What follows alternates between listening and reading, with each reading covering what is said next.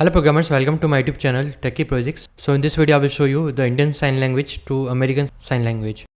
So we have opened the terminal and we have to write Python space main.py and then press enter. So it will open the home page and then click on button real time prediction using webcam.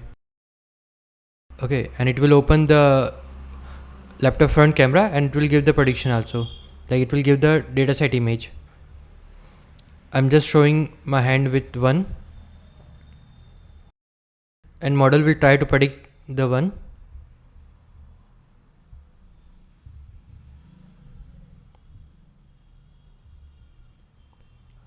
And at the top it will give the predicted text as 1.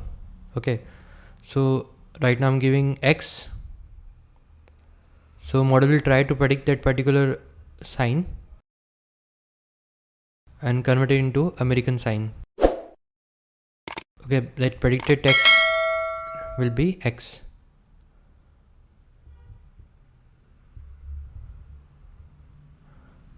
Okay, so let's give another input, predicted text A.